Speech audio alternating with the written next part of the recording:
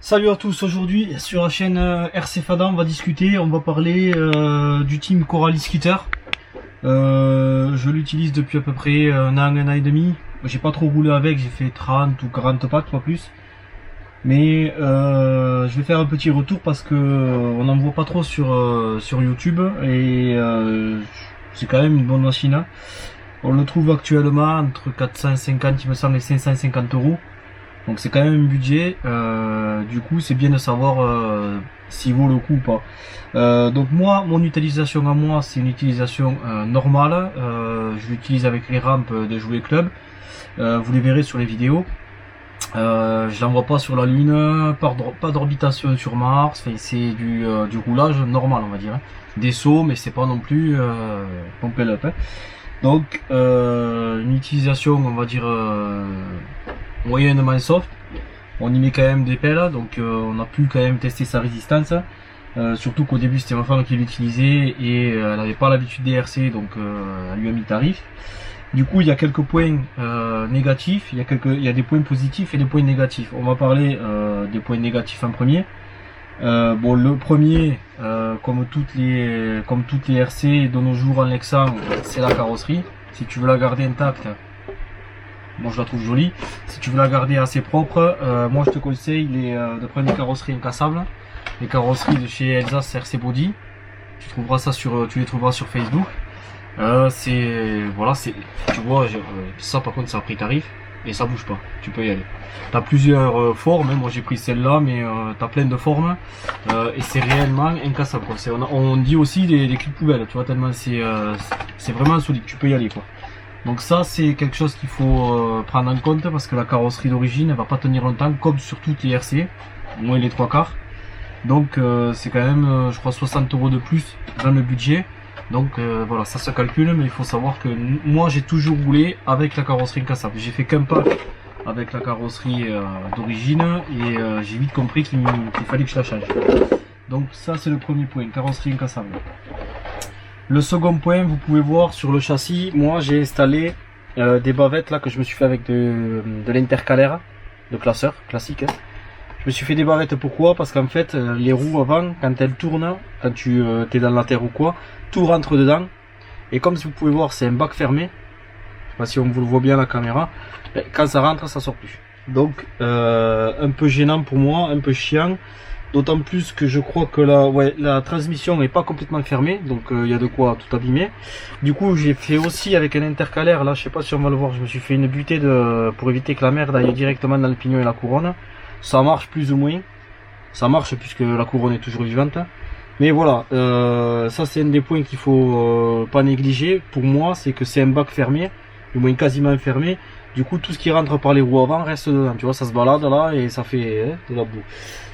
Du coup j'ai fait deux petits intercalaires, alors ça chauffe un peu plus mais c'est quand même roulable. J'ai rajouté un ventilateur sur le moteur avec des petites grilles en alu. Je sais pas si vous allez voir les grilles en alu là sur le moteur et sur le variateur. Bon, tu peux en mettre en plastique mais moi j'ai mis en alu. Donc ça c'est un autre point négatif qu'il faut prendre en compte. Et un autre point négatif c'est le pare-choc. On ne sait pas à quoi il sert ce pare-choc. Il a pété au premier pack. Il est toujours là mais il sert à rien. Du coup j'ai rajouté une petite mousse ici, tu vois, pour amortir un peu, mais ça va pas empêcher qu'il ait pété. Mais bon, et voilà, maintenant qu'il est cassé, tu vois, il bouge dans tous les sens et puis c'est fini, quoi. Il bouge plus après. Voilà, ça c'est encore un petit point négatif. C'est pas des gros points négatifs, mais c'est bien de les noter. Et le dernier point négatif, moi, que je vais lui donner, c'est les vis qui rouillent. C'est un truc de fou. Et c'est quelque chose que je supporte pas. La moindre goutte d'eau ou un peu d'humidité, le lendemain, tu as toutes les têtes de vis qui commencent à avoir des pics de rouille. Donc si vous avez les Team Coralie, le Skitter et peut-être les autres aussi, c'est bien avec un pinceau quand vous allez rouler dans l'humidité de passer avec du 3 en 1 là ou du WD-40 et de passer sur les vis là pour essayer de chasser l'eau et de laisser un peu de gras sur les têtes de vis. Sinon à part ça, les points négatifs c'est les seuls. Ah si, il y en a un aussi qui m'a bien gonflé. Et celui-là, c'est la peinture des ressorts. À 550 euros, Coralie, je suis désolé. 3 cailloux sur le ressort, les peintures elles sortent. Tu vois, ton véhicule il est encore neuf, t'as les amortisseurs, ils sont tout dégueulasses parce que la peinture rouge elle se barre. C'est franchement, c'est relou. Donc là, tu fais quoi? Tu mets du vernis sur le... Non, c'est bon. Alors ce que j'ai fait moi, c'est que j'ai enlevé toute la peinture, je me suis bien fait chier à enlever la peinture sur les ressorts. Là j'ai des ressorts bleus, c'est moins joli. Et franchement, à 550 €, on pourrait faire un petit effort sur la peinture des ressorts. C'est une des seules marques où t'as 3 cailloux qui tapent dessus, t'as 3 pics sur la peinture, quoi. Pour moi, c'est un peu dommage. Après les amortisseurs, ben, ça va, ils vont bien. Dans l'ensemble, ils vont bien. Comme je vous dis, moi, c'est pas du bâche de ouf, c'est du roulage, Du coup, pour ce que j'en fais moi, après c'est un tank. C'est renforcé de partout, c'est tout ce que tu veux. C'est ça, un point fort, c'est qu'il c'est renforcé de partout. Après. Là, on a les A30 packs. J'ai aucun marquage sur les pins de cardan. J'ai aucun marquage sur les noix de cardan. Aucune. Il y a 0 marquage, donc c'est un truc. Tu fais toute la vie de la RC avec, je pense. En roulant comme je roule moi, tu vois, je vérifie, mais il y a 0 marquage, quoi. 0 marquage. Ni devant, ni derrière. Donc ça, c'est un point positif. De toute façon, c'est les cardans, une autre cardan, c'est renforcé, c'est le renforcé de chez Coralie.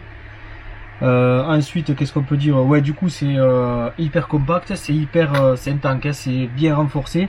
L'inconvénient, et c'est un des derniers points, des points négatifs, on va dire, enfin, c'est un point négatif, c'est que c'est bien de renforcer, c'est bien de rajouter du matos, mais quand il va falloir démonter, ça m'est pas encore arrivé. Mais je sais que quand il va falloir démonter, je vais devoir démonter la moitié de la voiture pour un cardan, tu vois, par exemple. Ça, c'est un petit peu, je sais que ça va être casse-couille parce que, tu vois, c'est tout un bloc, c'est tout bien un truc, c'est un tank, ok, ça, ouais. Mais quand il va falloir démonter, ça va être sympa aussi.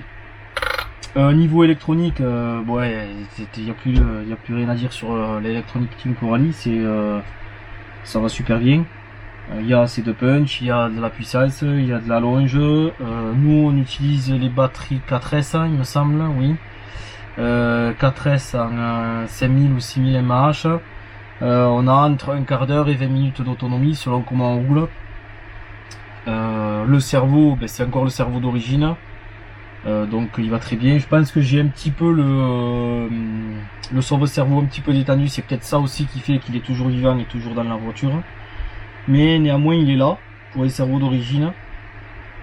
Pardon. Ensuite, le dessus du châssis, il est usé, mais 30 packs, quoi, ça va, c'est pas dégueulasse, quoi.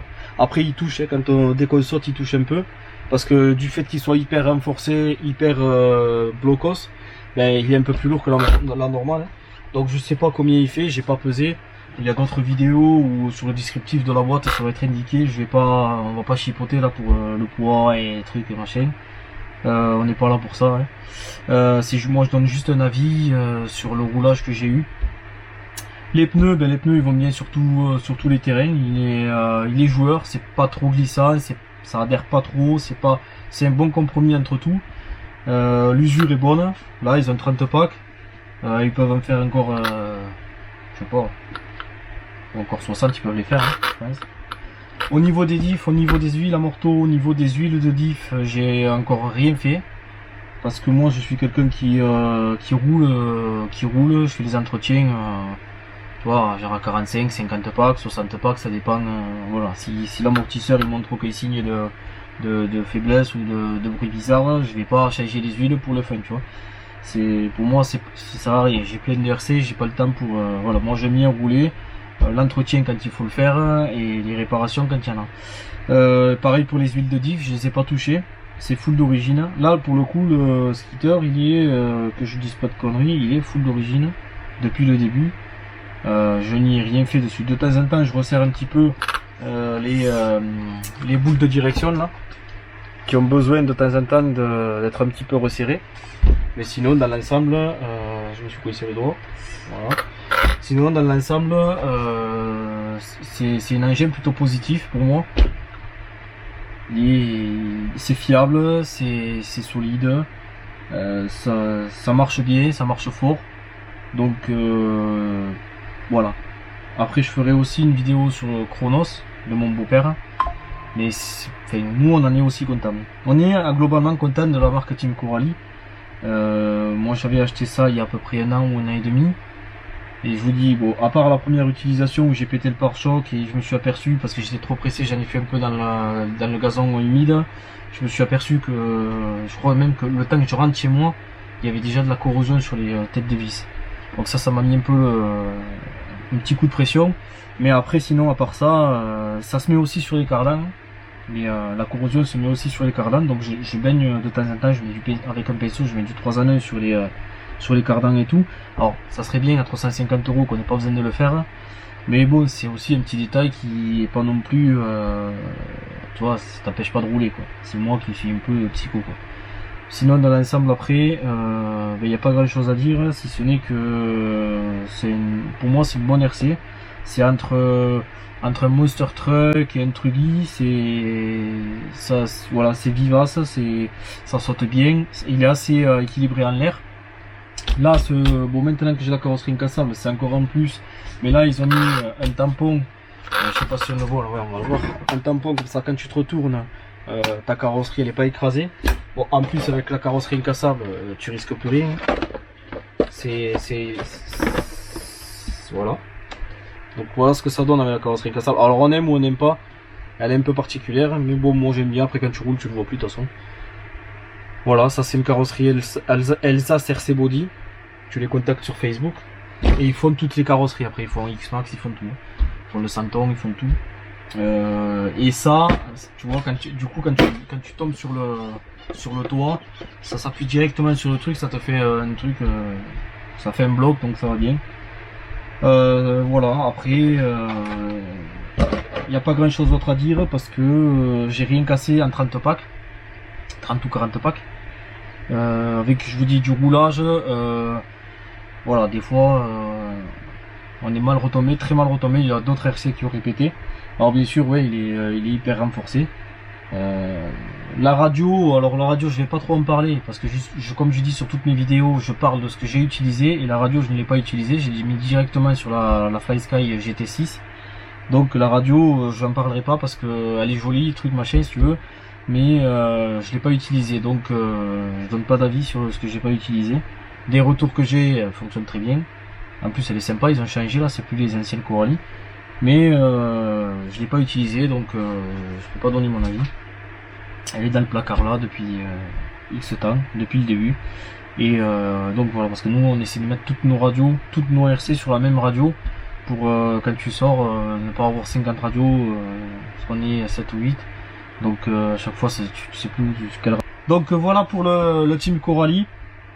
Dans l'ensemble positif, quelques points négatifs. Mais c'est les petits points, c'est des petits points mineurs on va dire. Des points négatifs majeurs,